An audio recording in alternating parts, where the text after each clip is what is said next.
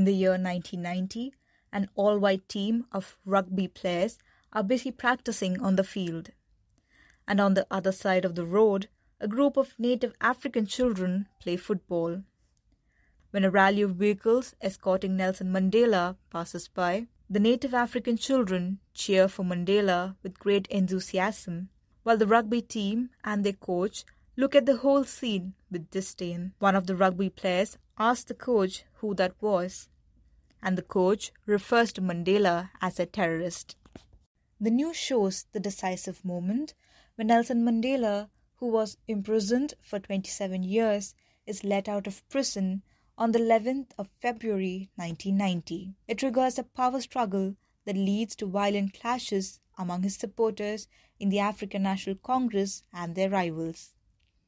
Mandela urges the young supporters of the ANC to stop violence and take your knives and your guns and your pangas and throw them into the sea. Mandela's release is also followed by a shift in the political atmosphere in South Africa, as the blacks, for the first time, are given the right to vote. And in 1994, after a historic win, Nelson Mandela is sworn in as the first black president of the Republic of South Africa, and he solemnly swears to work for the equality and unity of the people and to keep oppression at bay.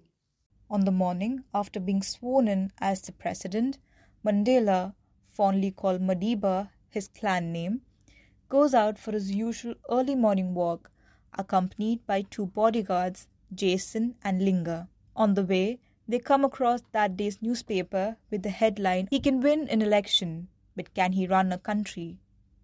A question that Mandela himself agrees to be valid and legitimate. Back at his residence, he prepares for his first day as the president. In another part of the city, a man watching the news report expresses his discontent over the current state of affairs, while his son, Francois, listens. Mandela reaches the presidential office, where preparations in honor of the newly elected president are underway, but finds many of its offices empty. He asks Brenda, his secretary, to assemble all the staff for a meeting. The staff gather in the meeting room while Mandela walks down the corridor. During the meeting, Mandela tells them that if they intended to leave because they did not wish to work with the new government, they were free to do so. However, if they left due to the fear that their language, race, or ideologies would become a source of discrimination, then they do not have to fear, and he would assure their safety and security in return for their service. Meanwhile, when Jason asks for more men on the team, a group of white South African officials are assigned. Jason gets agitated at the new appointments and expresses his displeasure to Mandela, citing that these were the same people who once tried to attack their people. Mandela replies that this is the starting point of his vision of creating a rainbow nation and asks Jason to try to learn forgiveness, as it can be a powerful tool that can liberate the soul. Jason agrees to work with the new team, but they are visibly divided into two blocks. On the day of the rugby match between England and the South African Springboks, Francois Pienaar, the captain of the Springboks, lines up on the field with his team, while the president arrives to wish them luck. Mandela carefully observes the proceedings and, sensing potential, he pins his hopes on them winning the Rugby World Cup, a feat considered unlikely for the team to achieve. However, the Springboks put up a disappointing show. The match ends with their defeat, and experts again emphasize the Springboks' inexperience will hinder any possibility of rising in the ranks of international rugby. In a crucial scene during the movie, a black child refuses to accept a Springbok jersey given to him in a charity drive, and when the donor fails to understand his reluctance to accept it, the black woman assisting her explains. For them, the Springboks still represent apartheid. In the days after the match, the National Sports Council convenes a meeting to discuss the matter of changing the colour, emblem and the name of the Springboks, and they vote in favour of changing it. Mandela, unhappy with this news, decides to take matters into his own hands, at the risk of inviting the wrath of his people and his ministers. He appeals to the council, asking them not to go ahead with the decision, as its implementation would mean widening the gap between the white and the black people.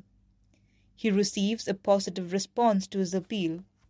The Springboks, meanwhile, face another crushing defeat.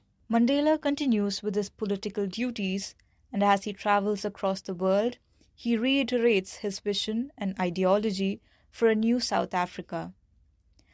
When Mandela announces that he will donate 1/3 of his salary to charity, Francois' father mocks him, saying it is all a facade to line their pockets as fast as they can. Just then, Francois receives a call and tells his family that he got invited to meet President Mandela, which leaves his family, especially his father, dumbfounded. Francois feels extremely nervous on his way to meet the president, but it vanishes when he is jovially welcomed by Mandela. As they drink tea, he asks Francois about his vision for the Springboks as their captain and how he inspires them. Mandela poses an important question.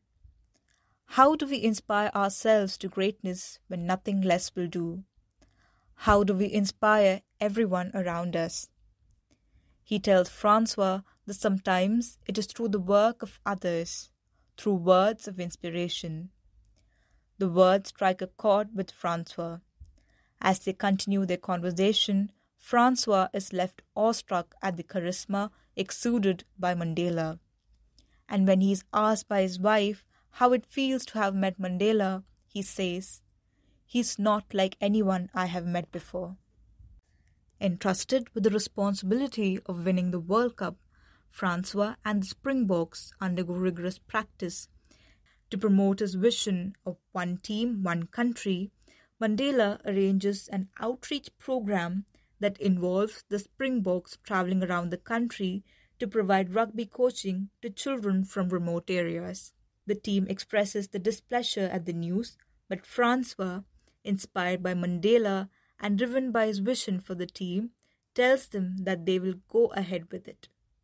The campaign is widely publicized through the media and garners public attention. An all-white team with one black player, Chester, who alone is adored by the majority African population, Mandela envisions a change in the public sentiments, where they recognize and accept not only Chester but the Springboks as a whole. The week leading toward the World Cup arrives, and all eyes are fixed on the performance of the Springboks, while Mandela waits in anticipation of the unlikely win of a team considered to be inexperienced for big matches. On the day before the match, Mandela makes a surprise visit during the practice session to wish them luck and hands over an envelope to Francois. To everyone's surprise, the Springboks win the first match against undefeatable Australia. The next day, post their morning run, Francois takes the team to Robben Island, where the president had lived many years in imprisonment. They are shown a tiny cell in which Mandela had lived during his time at Robben Island. Francois pauses for a moment inside the cell to gauge the intensity of the emotions that fill the tiny space, both his as a visitor and that of Mandela as a prisoner. In their next match, they play with a different kind of energy and vigor, bringing them their next victory. The Springboks win the qualifying matches leading up to the finals, and they face a team with a record-breaking winning streak, the New Zealand All Blacks. Known for defeating their opponent by large margins, the All Blacks pose a huge challenge to the Springboks and everyone supporting the team, including Mandela. In a scene that defines the changing fabric of the nation and within every household, Francois is shown bringing the tickets for the final match for his family, which includes his father, mother, and wife, one for their maid, Eunice. The day of the final match between the Springboks and the All Blacks arrives. Mandela, the president of South Africa, the host nation, wishes both teams luck, and the match commences. Before playing, the All Blacks perform the Maori war dance, announcing their challenge for battle, here the rugby match to the Springboks. With a stellar performance by both the teams, especially the Springboks, considered to be the underdogs up until the beginning of the World Cup, and both sides levelling up equally on the scoreboard, the whole nation watches the match with nervous anticipation. And as the thousands of South Africans within the stadium and millions outside looked on, the Springboks created history as they emerged as the champions of the 1995 Rugby World Cup. The victory was not only the victory of the Springboks as a rugby team, rather it was the victory of South Africa as a nation. It became a moment that unified the people as South Africans, whites and blacks alike, as they celebrated together in the stadium, outside it, on the streets and in their own homes. It became a historic moment that contributed to the realization of the dream of creating the Rainbow Nation that Nelson Mandela had envisioned.